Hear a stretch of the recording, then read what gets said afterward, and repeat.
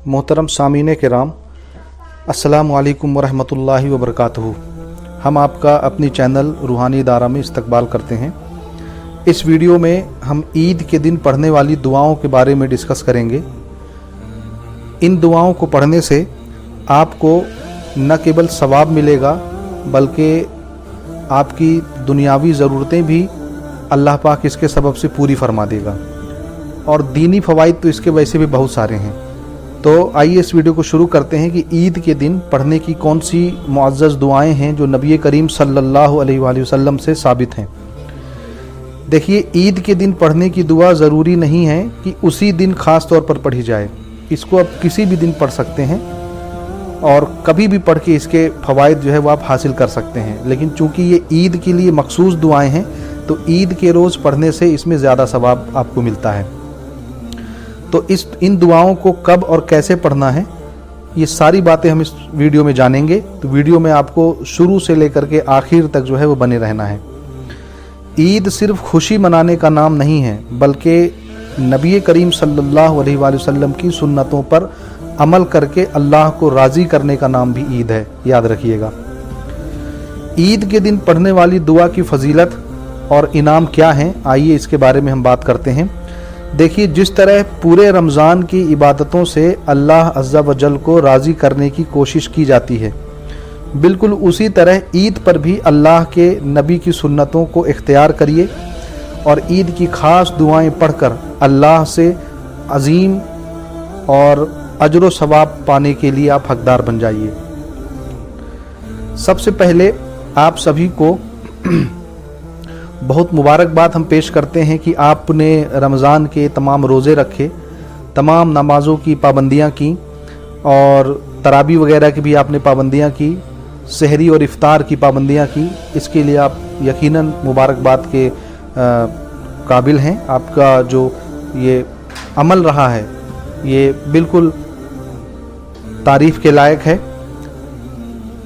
ठीक है, चलिए, अल्लाह पाक आप सभी की तमाम मुश्किलों और परेशानियों को दूर फरमाए और आप सभी को हलाल और अच्छी नेमतें अता फरमाए और तमाम खुशियों से आपको नवाज़े। आमीन सुम्मा आमीन। लेकिन साथ साथ पूरी हिंदुस्तान में और दुनिया में जहाँ जहाँ भी मुसलमानों पर जुल्म हो रहे हैं, अपने उन भाइयों और बहनों और बुज़ुर्गों की अल्लाह ताला से हिफाजत दुआ ज़रूर करें। अपनी दुआओं में ख़ास तौर पर उनका ख्याल रखें। चलिए, अब हम ये जानते हैं कि ईद के दिन हमारे नबी करीम सल्लल्लाहु अलैहि वसल्लम की मुबारक सुन्नतें क्या क्या थीं। तो देखिए, ईद उल फितर की कुछ सुन्नतों पर अमल करते हुए, ये अरकान पूरे करते हुए हम खूब अजर व सवाब हासिल कर सकते हैं। कौन कौन सी सुन्नतों पर आपको ईद के दिन अमल करना है मेरे भाइयों, जिससे ईद की खुशियाँ तो आपको नसीब होंगी ही, ईद की आपको सवाब भी बिल्कुल मिलेगा। लेकिन अगर आप इन सुन्नतों को भी शामिल कर लेते हैं ईद वाले दिन तो आपके सवाब में कई गुना ज़्यादा इजाफा कर दिया जाएगा। तो क्यों ना हम ज़रूरत से ज़्यादा सवाब ईद के दिन कमा लें और नेकियां हमारे नामा अमाल में भर भर के लिखी जाएं। तो सबसे पहला जो काम आपको करना है ईद वाले दिन वो है सुबह जल्दी उठना, और सुबह जल्दी उठ के आपको नमाज फजर के लिए जाना है। तो आपको यकीनन जल्दी उठना है। ठीक, दूसरा जो मुबारक काम है वो है नाखून काटना। आपके नाखून भले बारीक हों, भले छोटे छोटे हों, लेकिन एहतियात के तौर पर सुन्नत को ज़िंदा रखने के लिए आप थोड़ा थोड़ा नाखून ज़रूर अपने तराश लीजिए। फिर हजामत अपनी बनवा लीजिए, यानी बाल कटवा लीजिए, दाढ़ी की सेटिंग करवा लीजिए, मूँछों को पस्त कर लीजिए, दाढ़ी की ख़त बनवा लीजिए, एक मुश्त कम से कम अपनी दाढ़ी को रख लीजिए। अगली जो सुन्नत है वो है मिसवाक करना। मिसवाक करना दोस्तों बिल्कुल मत भूलिएगा, आपको इसका बहुत अजर मिलेगा। ये तो वैसी भी सुन्नत है और रसूलुल्लाह सल्लल्लाहु अलैहि वसल्लम इसको हमेशा ही इसको जारी रखते थे। फिर गुस्ल करना, गुस्ल करने की दुआ और उसकी नीयत जो है वो आपको पता होगी, नहीं पता होगी तो आप वीडियोस देख सकते हैं। अच्छे कपड़े पहनिएगा ईद के दिन, या अगर आपके पास पुराने कपड़े भी हैं, अगर नए कपड़े आप नहीं ले सकते तो कम से कम पुराने कपड़े जो साफ़ सुथरे कपड़े हों, अच्छे कपड़े पहनिए। अच्छा इत्र लगाइए जिसमें अल्कोहल वगैरह ना हो, खुशबू लगाइए, खूब महकिए। नमाज फ़ज्र मोहल्ले के मस्जिद में आपको अदा करनी है अपनी।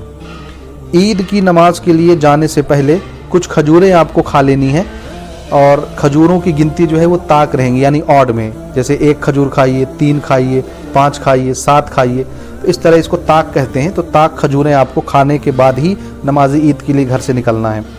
نماز عید سے پہلے صدقہ فطر ضرور ادا کریے، اس کی بھی احادیث میں بہت فضیلت آئی ہے، اس لیے اس کو بھی آپ بھولیے گا نہیں، ضرور بالضرور اس کو آپ دھیان میں رکھیے گا۔ عید الفطر کی نماز کے لیے عیدگاہ پیدل جائیے گا، بھلے آپ کے پاس گاڑی ہو یا دوسرے ساز و سامان ہو، دوسرے سادھن ہو، لیکن آپ کو پیدل جانا ہے۔ ہاں اگر کوئی مجبوری ہے تو پھر آپ سواری وغیرہ میں بھی عیدگاہ جا سکتے ہیں، لیکن اگر کوئی مجبوری نہیں ہے تو سنت پر عمل کرتے ہوئے عیدگاہ آپ کو پیدل جانا ہے۔ ایک راستے سے جانا ہے اور کسی دوسرے راستے سے واپس آنا ہے۔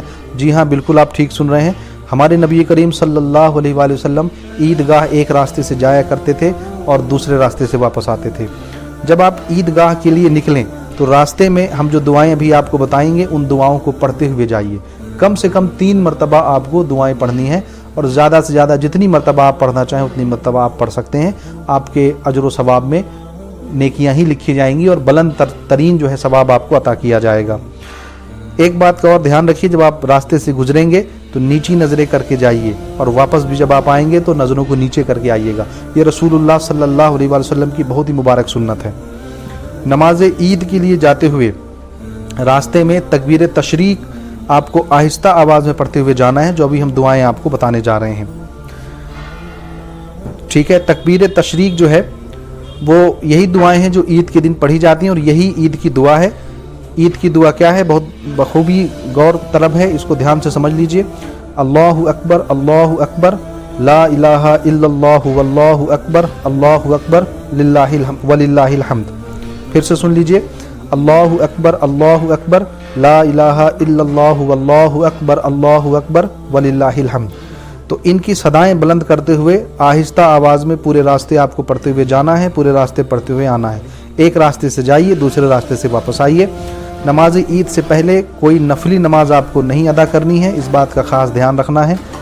عموماً تو یہ ہوتا ہے نا کہ ہم کوئی نیک کام کرنے کے لیے جاتے ہیں تو سب سے پہلے شکرانہ پڑھ لیتے ہیں یا کوئی نفلی نماز پڑھ لیتے ہیں، لیکن عید کے دن خاص طور پر دھیان رکھیے کہ کوئی بھی نفلی نماز عید کی نماز پڑھنے سے پہلے آپ کو نہیں پڑھنی ہے۔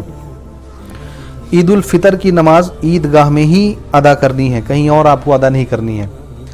نماز عید کے بعد اپنے ساتھیوں سے، اپنے رشتہ داروں سے، اپنے احباب سے مصافحہ اور معانقہ کرنا بالکل مت بھولیے گا، یہ بھی ہمارے رسول کی مبارک سنتوں میں سے ایک سنت ہے۔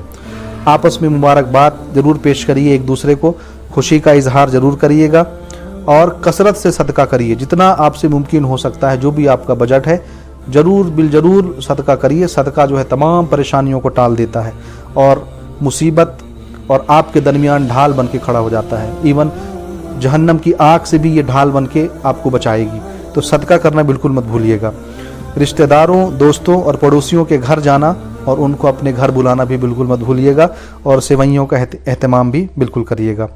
عید کے دن ان سنتوں پر ضرور عمل کریے، خوب ثواب کمائیے، اور اپنی دعاؤں میں ہمیں بھی یاد رکھیے گا۔